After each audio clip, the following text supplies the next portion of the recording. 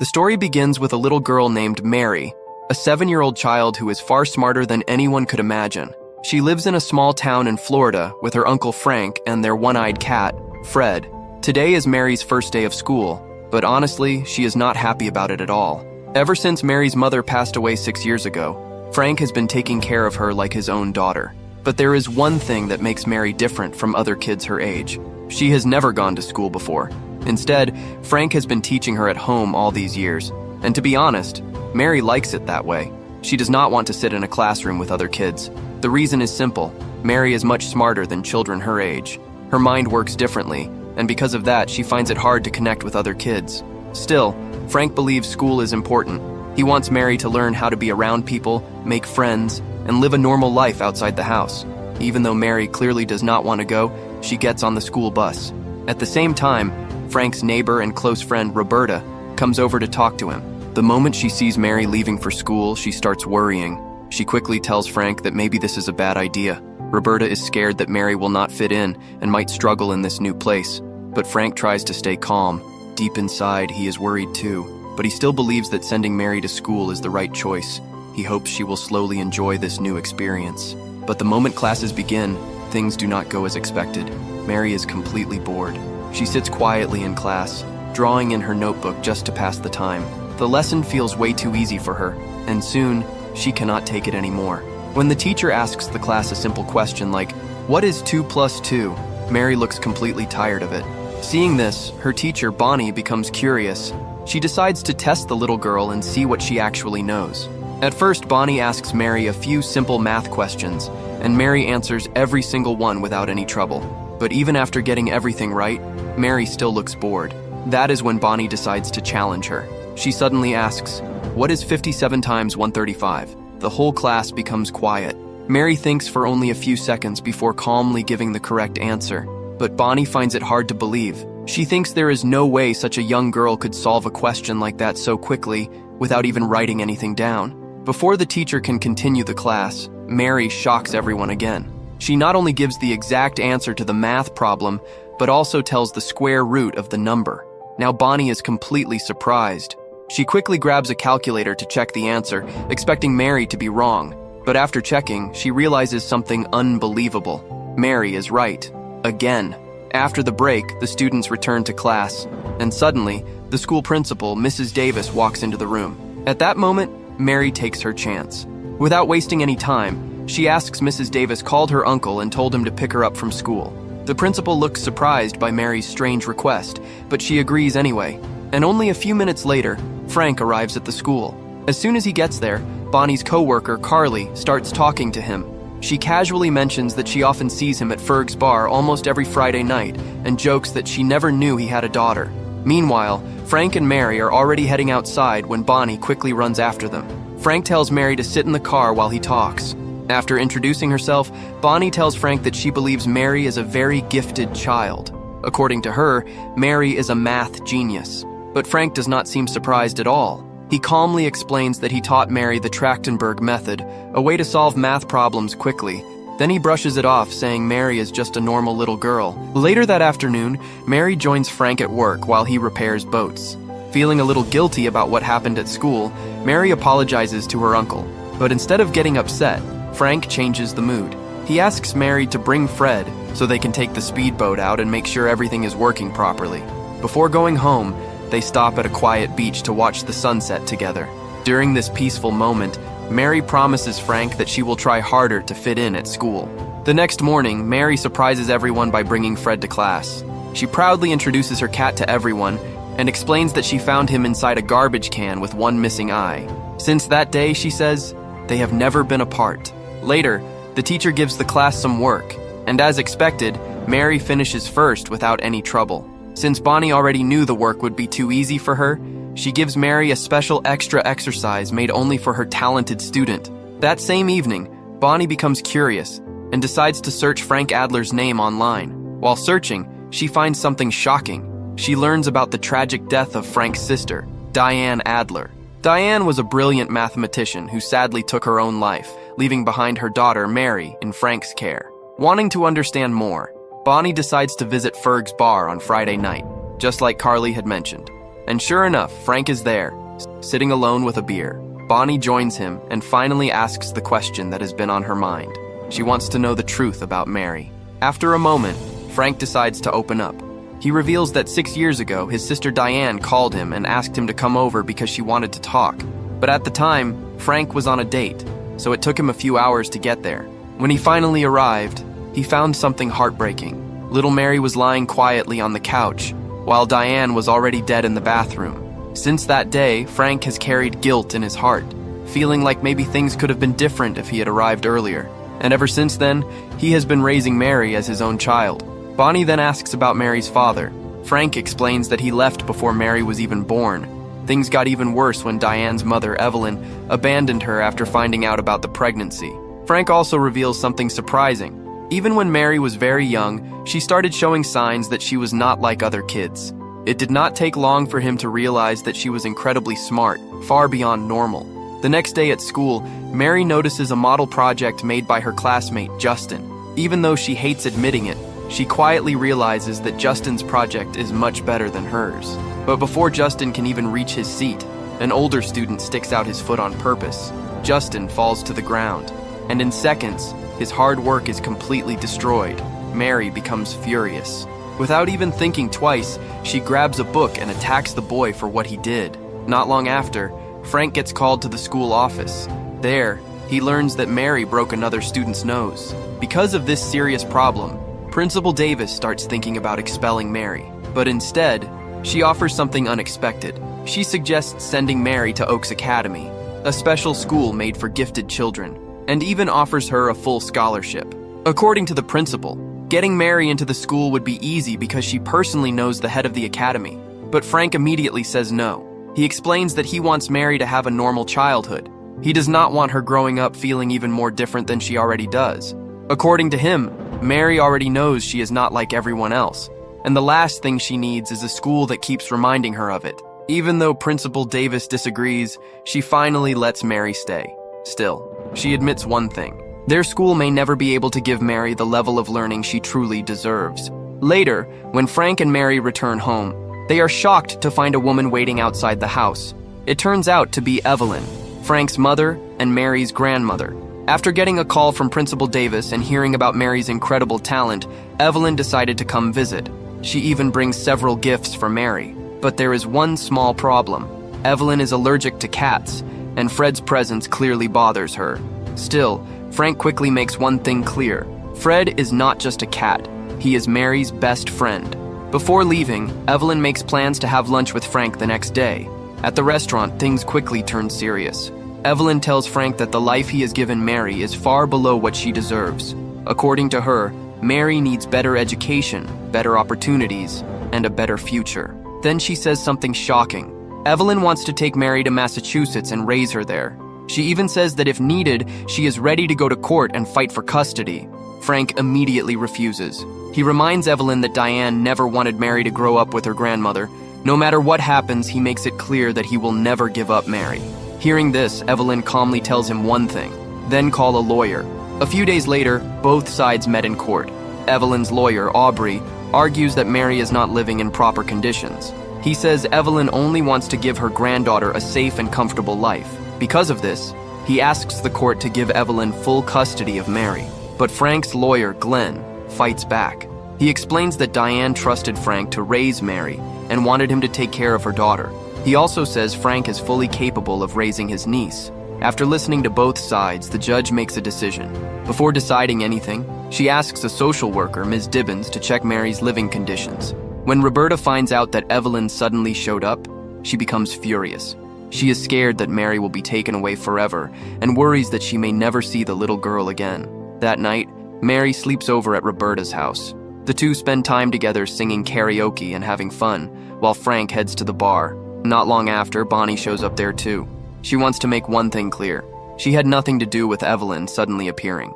The two start talking, and as the night goes on, they end up drinking together.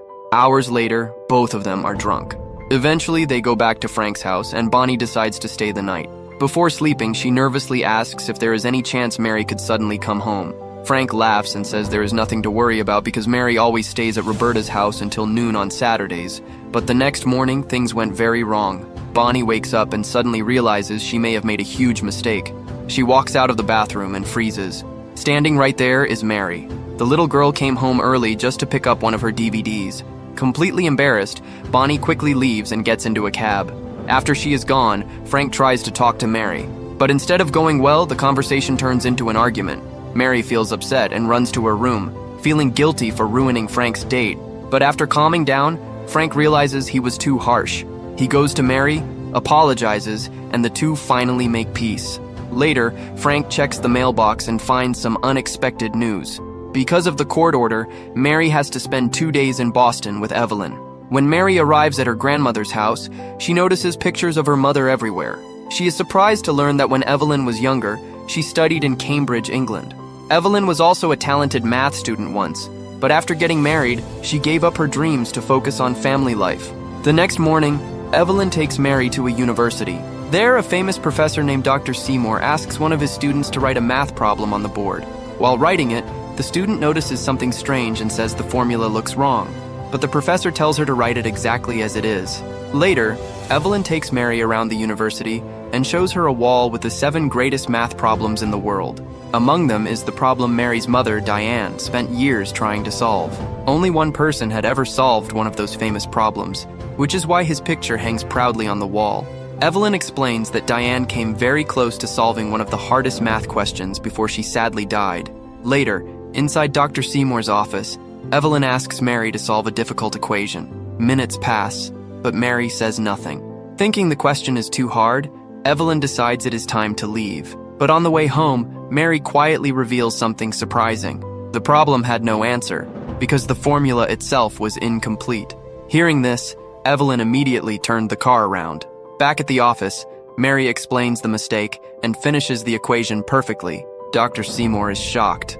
He asks Mary why she did not say anything earlier when she noticed the problem was wrong. Mary gives a simple answer. Frank told her never to correct older people because it hurts their feelings. Back home, Frank warmly welcomes Mary, but he is clearly worried about the court case. Soon after, the judge orders Mary to visit a psychologist. While waiting outside the office, Mary tells Frank that she likes Evelyn, but she does not want to live with her.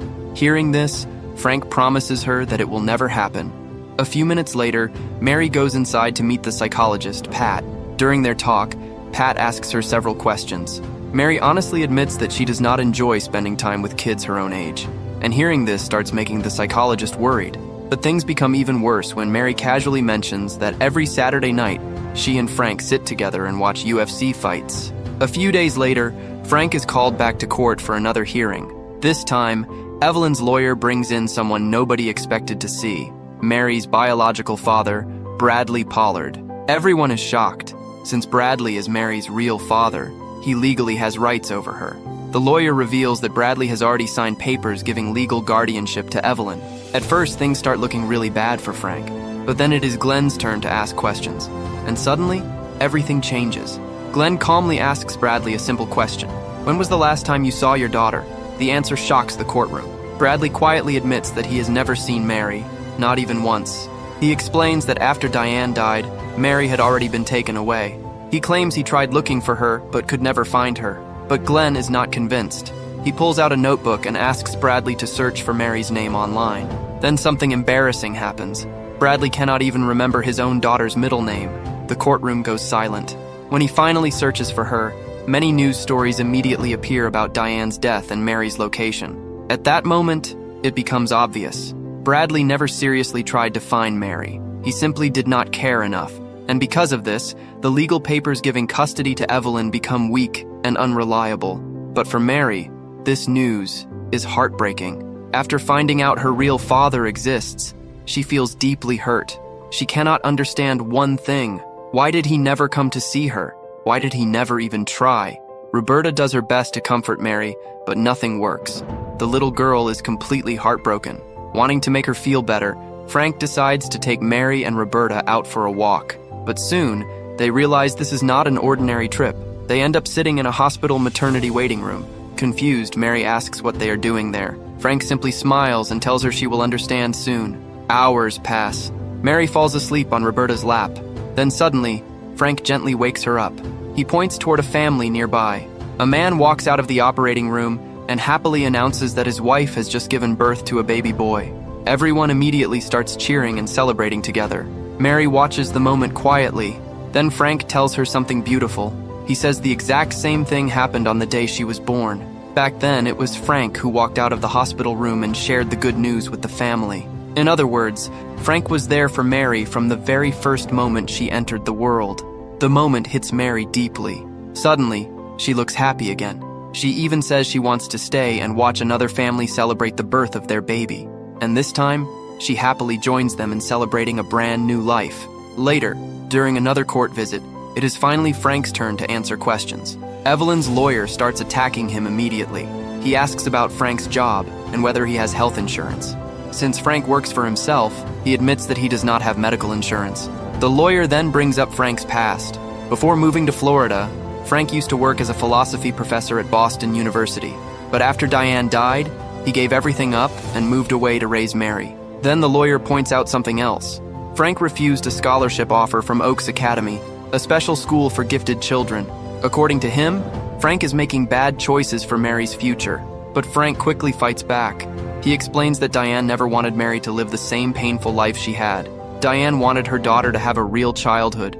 She wanted Mary to make friends, play, laugh, and simply enjoy being a kid. But according to Frank, none of that would happen with Evelyn because she is too controlling. The next day, Glenn visits Frank with some unexpected news. Apparently, Evelyn's lawyer wants to make a deal. According to the arrangement, Mary would temporarily live with another family in Tampa, which is only about 30 minutes away. Frank would be allowed to choose the family himself. Meanwhile, Mary could attend Oaks Academy and receive special education. At first, Frank completely hates the idea.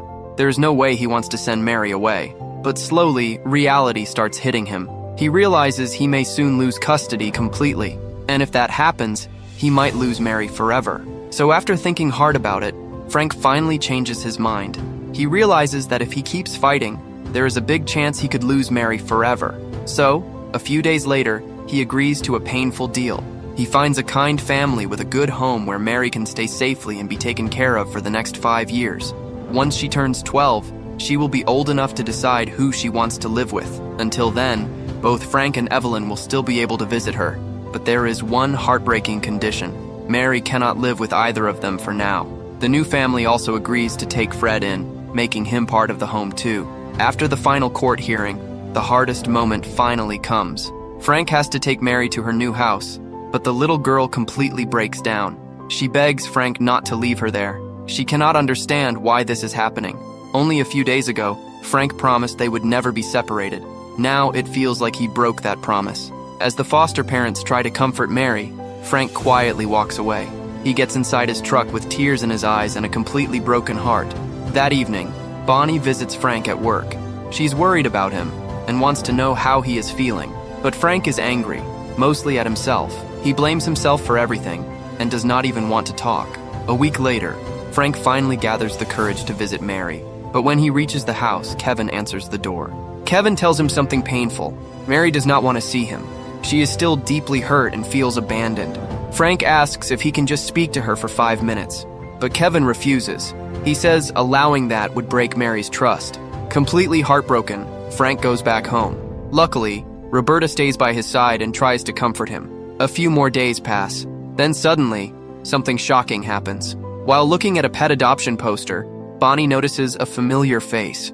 It is Fred. Without wasting a second, she immediately calls Frank. But Frank ignores the call. Having no choice, Bonnie sends him a picture of the poster instead. The moment Frank sees it, panic hits him. He drops everything and rushes straight to the animal shelter. When he arrives, he finds Fred there, and the truth is horrifying. Fred was only moments away from being put down along with 2 other cats. Frank quickly asks who brought him there. The worker explains that a man dropped the cat off, saying someone in the house had allergies. Right away, Frank understands what happened. His mother, Evelyn, was behind this. Without wasting any more time, Frank saves Fred and the other cats too. After making sure they are safe at home, he grabs a cardboard box he had hidden away and asks Roberta to come with him. Together, they drive to Mary's foster home. When Frank knocks on the door, Claire tells him that Mary is currently staying with Evelyn in the guest house. Frank immediately rushes there. As soon as he arrives, he hands Evelyn an important document and calls out for Mary. But Mary is still hurt. She refuses to go with him. The pain of being left behind is still fresh in her heart. While Evelyn starts reading the document, Frank runs after Mary. Then Evelyn discovers something unbelievable. The papers reveal that Diane had actually solved the math problem she spent years trying to finish. The same problem Evelyn believed her daughter never completed. Meanwhile, after finally letting all her anger out, Mary slowly calms down. Frank gently apologizes to her. He admits he made a terrible mistake. He tells Mary that he missed her every single day and never wanted to hurt her. Then Mary tearfully says something heartbreaking. She tells him Fred is gone, but Frank smiles softly and reassures her. Fred is safe at home. The moment Mary hears this, she finally breaks down crying. The two hug each other tightly, and at last, Mary forgives him.